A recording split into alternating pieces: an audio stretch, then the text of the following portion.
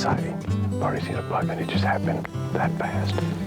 This week on Kentucky Afield, modern firearm season is here and everyone has big bucks on their mind. We're going to take a look at how our 2023 buck hunt unfolded. Next, reef balls are appearing in Kentucky's waterways. What is the benefits of a reef ball? We'll find out what they are, where they come from, and what they do. Then, let's get to this first line here and see what we got on there. we're checking out one of the state's most ancient species. Oh, that's a good one. It's all next on Kentucky Afield. Kentucky Afield. Every week, Kentucky Afield brings you features on hunting and fishing across the state. That's my pup. I'm proud of him. Here he comes right there. Let's get ready. Get ready. Look at that. What a nice fish. Hey, we dug it up right there. We did. There he is. Ooh, a nice one too. Boy, he's healthy. What do we got? That was awesome. Got the first kill. Got one. Big smallmouth. Hey, nice. Double point, they're in there. There they go. Oh my gosh. Woo! Look at that joker. Look at that. Oh, beautiful. Whoa, this is a good one. That's better than good, Chad. Hello, and welcome to Kentucky Afield. I'm your host, Chad Miles. Join us as we journey the Commonwealth in search of outdoor adventure. As an archer, there are very few things as exciting as deer hunting the pre-rut and the rut. But when you can rattle or grunt a buck in, well, that's about as good as it gets. Well, officially, my favorite week of the year to hunt is here. It's the last week of October. It seems like the whole month of October and most of September, we had warmer than normal temperatures, completely dry, wind coming out of the south. It was hot. It kept me in one particular stand, which we saw a lot of deer out of, but now the wind direction has completely changed, opening up a stand that I've been wanting to hunt all year. We have went from 70-degree temperatures to highs in the 40s. This is gonna bring these bucks into rut, and I can't wait to get in the stand. It's gonna be a great evening. I tell you what, it's cool. It's a north wind. This is what it's all about.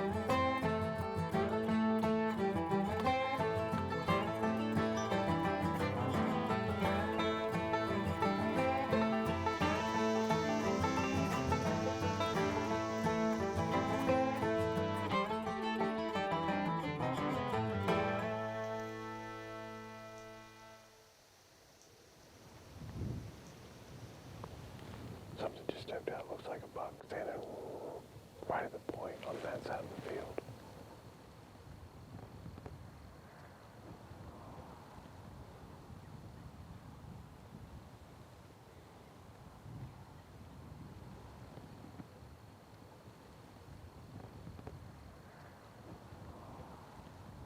So I can see it 300 yards away, and I can see its tail.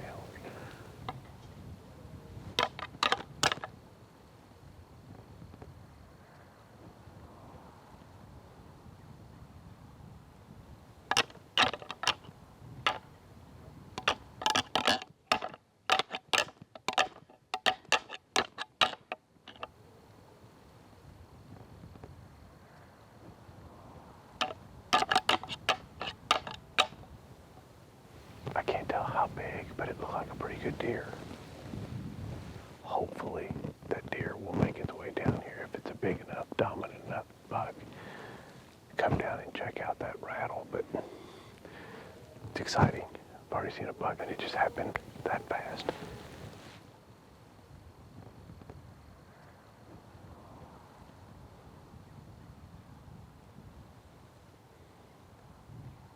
It's a buck, it's a buck, it's a buck.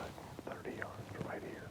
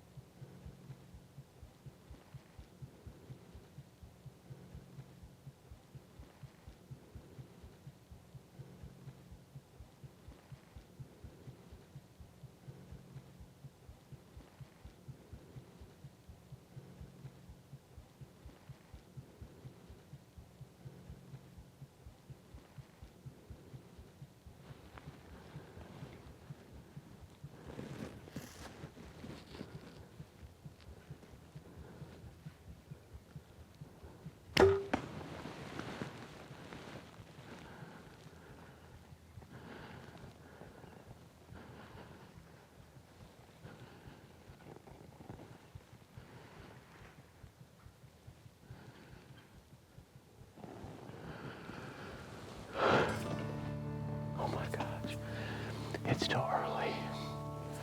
I sat here and rattled. And the next thing I know, I look in the woods and I see these antlers. I see a deer and I see its antlers. And I was like, oh my gosh, that's a pretty mature deer. I thought I need to take this shot. Oh, that deer I think was hit pretty good. Didn't get a ton of penetration, but those broadheads I'm shooting, those Grim Reapers have a cut about that wide. Blood was pouring out of it. Pretty sure my deer is only about 60 yards away down right now. Still gonna give it a good 30 minutes. See how this goes down, but I'm so excited.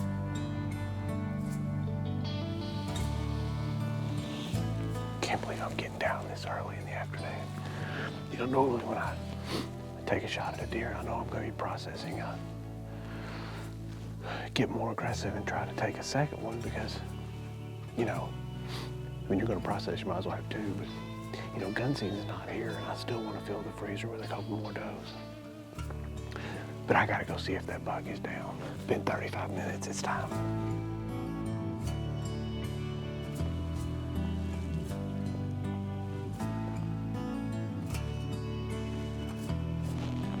Oh yeah, here's blood right here.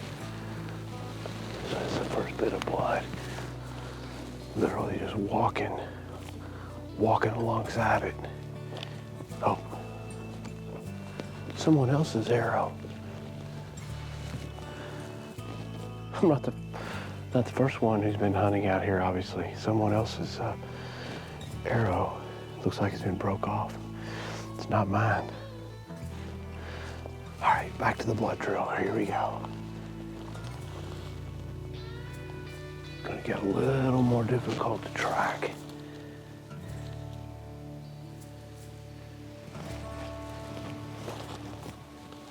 Oh, there it lays right there. It barely made it out of the field. You know, my instincts was that it was down and it was down real close, but you never want to bump one. But there it lays, it's definitely down. See if I can't get down there and get it. Wow. Well, here he is. Very respectable buck. As a bow hunter, you put your time in the stand. I've only had one or two deer this size in range. And the way it went down where it just rattled and this deer shows up literally 10 minutes later and walks out and gives me a perfect 20 to 25 yard broadside shot that I was able to put it right where it needed to be. It was an opportunity I couldn't pass up. It's been a great season. And you know what? I'm not done. With gun season coming up, I'm gonna get out with the gun, my rifle, and try to take a few more deer. But right now, couldn't be more excited about the opportunity to come out here and take a nice buck like this with my bow and arrow. Getting those close encounters is what it's all about. That was super exciting. The U.S. Army Corps of Engineers and the Kentucky Department of Fish and Wildlife have different mission statements, but when they can come together and work on a project, all sportsmen and women benefit.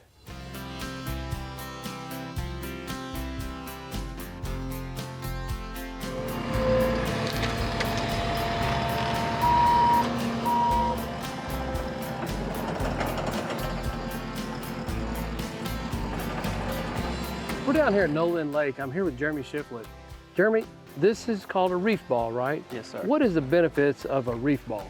Well, reef balls got their start initially out in the marine environment. They were using them to protect and enhance coral reefs. And we kind of saw that, the work that they were doing there, and we saw its application in the freshwater system and thought that they would make some good fish habitat. They're a very versatile structure, and actually the thing that stands out the most to us is that they're gonna last forever. Yeah. You know, all of our reservoirs, the habitat is degrading as they age, and so we're all constantly out here refreshing everything. So trying to be more efficient with our time and our effort, our resources, looking for materials that are gonna last a long time. So you guys are actually building those yourself, these things? Yes. In 3 different sizes, right? Yes, sir. Generally, it's a 3-piece fiberglass mold that then has tethers or bladders that are affixed to the inside of the mold, so that once you pour concrete in it, it creates these voids once you pull that mold off. And then we spray the inside of the mold with sugar water. When we pull that mold off, it allows us to rinse it off and get some of this aggregate coarse texture on there. Otherwise, it's going to stay smooth, just like a finished concrete. But we do that to allow that texture for the periphyton, the algae, the insects, all that stuff to adhere and stick. So once we have all our bladders set at the right pressure, then we bring the concrete truck in and just have them start dumping a pretty flowable mix, because we got to get it down in around all the bladders. So once it starts flowing down in, as the mold starts filling up, we're just tapping with a rubber mallet. We're tapping around just to make sure the concrete settles, fills all the voids. So what we have to do when we're done is we bring a forklift, teleskid, something to come in and just ease up, lift that up, and because the screw cap's out of it, it pushes the air out as it eases it up and out. Oh, wow. And then we can rinse them off, move them, and then what we normally do is, because we got all that stuff out, we just set them back up and pour again. Okay. So we try to do multiple pours while we have everything out. Okay. The Corps of Engineers has been, because they've been the main partner in all this, they've allowed us to use their maintenance facility up there to have all our materials, to set up, to pour, because you do need, you can't just do it anywhere. You do need power, you need some electric, you need water, you need air for the bladders. So it's a process, but by us having this mold system, we can pour them for about a quarter of the cost of buying them. Oh, wow. And you pour them close to the location where they're going. You poured them right here at the Army Corps of Engineers site at No Lynn. Right. So they don't have to be transported very far from that point. Right.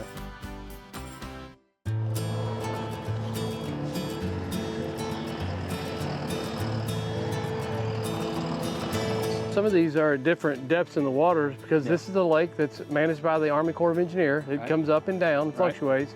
So the fish also fluctuate on what depth they want to be at. Right. So you guys take that into account. Yes. And you look for contour lines that allow you to space these out at different depths, right? Yeah. So instead of putting everything at one constant depth, say 6 or 8 feet, all the way across the reservoir, knowing that the water goes up and down and that water quality changes and the thermocline changes throughout the year, we've kind of taken that approach to where we kind of stagger them perpendicular to shore at different depths to allow those fish to kind of stay on site and just move up and down in a water column and not have to completely vacate and go to find another structure somewhere else. So the Army Corps of Engineers, obviously, they want good fish habitat, but they have a bigger concern with what these things can help out with, which is what? Yeah, shoreline stabilization, shoreline erosion is a big problem. These lakes, again, with the drawdown, and then with the recreational and angling boat traffic, you know, the shoreline takes a beating. And so we started a research project with them where we're using some of these, the big ones and some of the next size down, to put them near shore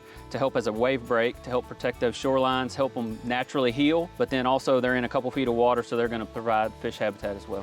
So if you see these and you see them in an area, you're like, well, man, they didn't even get them deep enough. They're there for a purpose. Absolutely. If you look above where you see them in the water, you'll usually see some spots where you see a lot of erosion, and you're trying to limit that. So the Army Corps of Engineers is trying to protect the shoreline, but also allowing us to put these at areas where it will definitely have a positive impact on fisheries. Absolutely. We've had people get on Facebook, you know, a day after putting them out saying, I don't know what these are, but I just caught some fish here. So they definitely work just about like anything we do. It definitely works, but they work quickly, and they're gonna be there to stand the test of time. So it's a really, really cool project, and I am glad to see it right here, especially, you know, No Lynn's one of my home lakes, so glad to see them going in here. Well, we're expanding statewide, so there are some in Ruff, in No Lynn, and in Cave Run, and we have plans to expand. If you see one of these big alien-looking things, it's a fish habitat and a shoreline stabilization tool, and it's a project we're gonna monitor for a little while and see what the benefits are,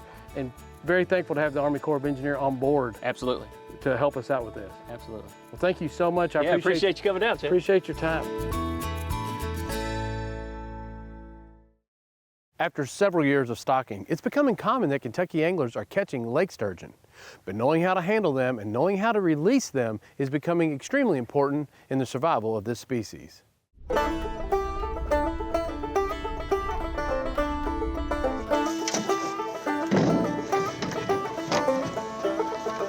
Well, the Cumberland River in the middle of the wintertime, I tell you what, it doesn't get any more stunningly beautiful than this, does it?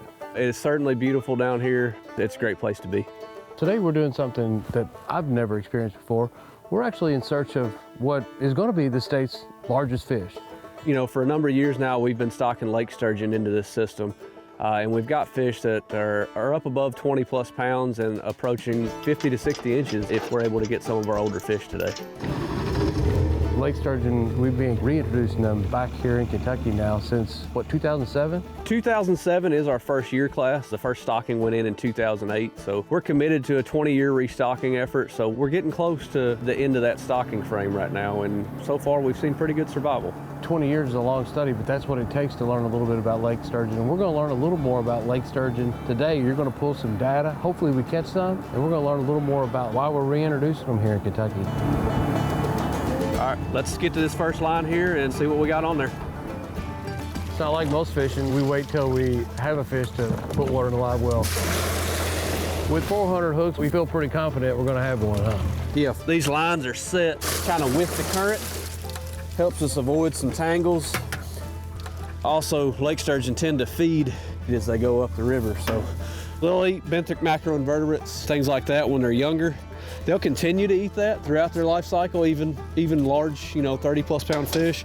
However, once they get big enough, the gape size in their mouth, how wide their mouth is, will become large enough that they can start preying on smaller fish species as well.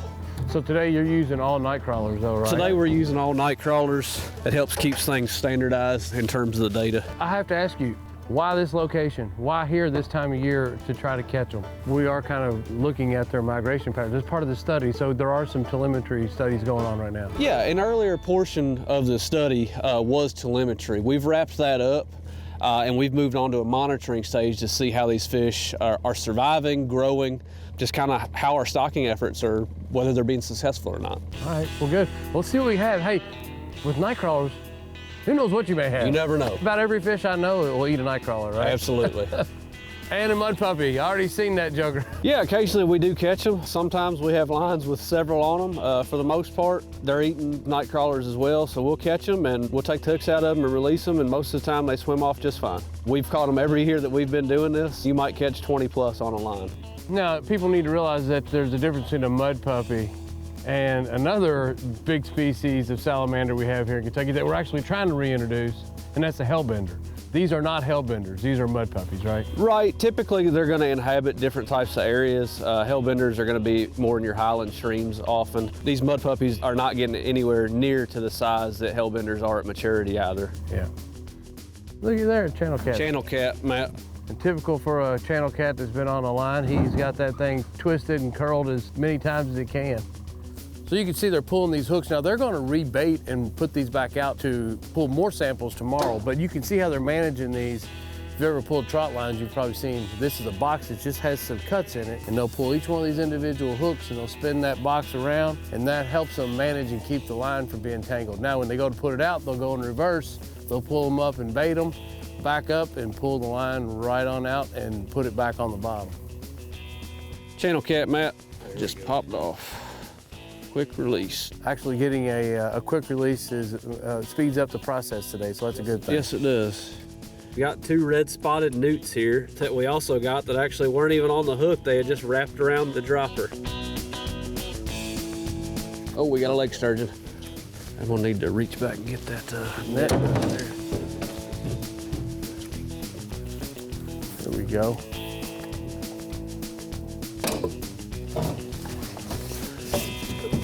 You're wrapped up in there. There you go. Well, there's our first lake sturgeon. Now this is it's a little bit younger fish. What do you think, your best guess, what do you think this is? A 2-year-old fish?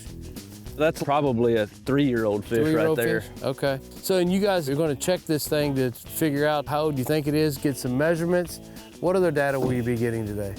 Right, so we're going to take total length, fork length, which is essentially to the fork of the tail. They've got what they call a heterocircle tail, so that top half of the tail can be a little bit longer. So sometimes fork length is a little more indicative of growth. We'll also be weighing these fish and putting a tag in them so that if we recapture them, we can kind of follow them as far as when we caught them, how large they were at that point in time. Got that line pulled in, we're gonna head on down to our next one and see what we've got on that one. We got sturgeon about to surface. Sturgeon about to surface. Awesome. There we go. Oh, that's a good one. All right, so we're just checking for a pit tag here. And this one does not appear to be tagged. Looks like a right 7/8 on the scoot removal. Fork length 21.0, total length 24.1. Total weight 214. All right, so we're gonna be putting this pit tag into this fish now, and that'll allow us to track it if we recapture it. And just to make sure that it's in.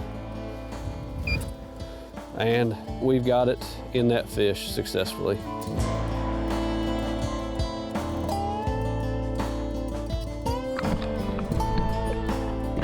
So this is a nice example of Lake Sturgeon. You know, you've got the 3 rows of bony plates, the dermal plates that cover the skin, and these plates are large and really sharp with sharp keels when the fish is young. They tend to get smaller as the fish grows and the keels become more blunt. The interesting part of the sturgeon around the head and the snout or rostrum is they've got a lot of sensory cells, especially on the underside of the head. These are called barbels, which are just fleshy tentacles that hang from the snout, and they are covered with taste buds, and they use these, they drag them along the bottom in search of food, and they'll actually suck in the sediment like silt and mud and screen out the insect larvae. They extrude the mud and sediment out the gills, so that's how they feed.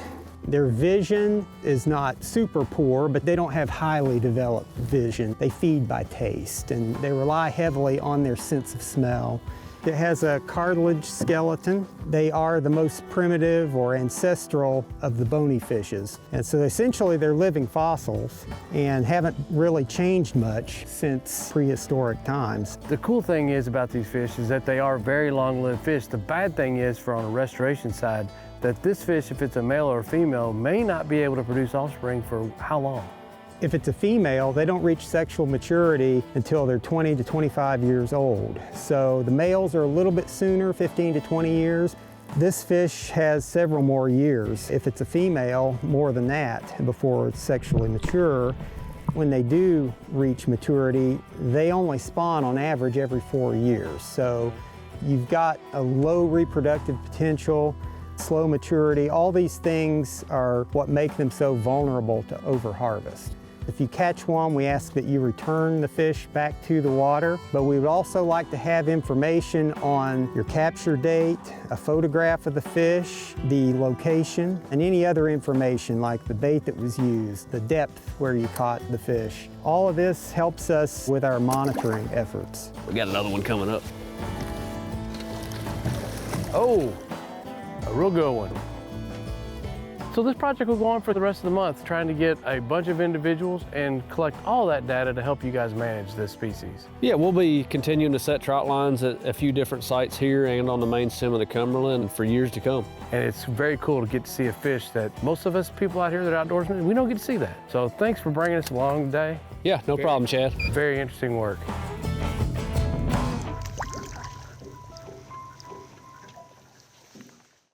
Now let's check in and see who else has been out having fun in this week's Ones That Didn't Get Away. Check out 7-year-old Kimber Parrott. She took this nice buck in Shelby County with a crossbow. It was her first deer. Congratulations. Here we have Hurley Combs Sr. with a nice Kentucky black bear that he took during the dog chase season. Congratulations. 14-year-old Austin Case took his first buck. This deer was taken in Mercer County, a nice 10-pointer during the youth firearm season. Nice job. Ryland Jordan took a trip to Cedar Creek Lake and caught this nice bass on his very first cast. Nice job. Here we have Deborah Stacy with her very first buck ever that she took in Morgan County with a compound bow. Nice job. Thomas Wilson caught this nice 20-pound blue catfish from the Ohio River near Carrollton. This fish was photographed and released. Here we have Joshua Chambers Jr. with a nice 8-point buck that was taken in Anderson County during the youth season. Congratulations. Check out this giant buck that was taken by Mark Swainer in Pulaski County. He was hunting with his son in a blind. Nice job. Many hunting seasons are now open here in Kentucky, including the modern firearm season for deer. Good luck to everyone hitting the field. And remember, hunting and fishing on private property is a privilege. Always ask permission and thank the landowner. Until next week, I'm your host, Chad Miles, and I hope to see you in the woods or on the water.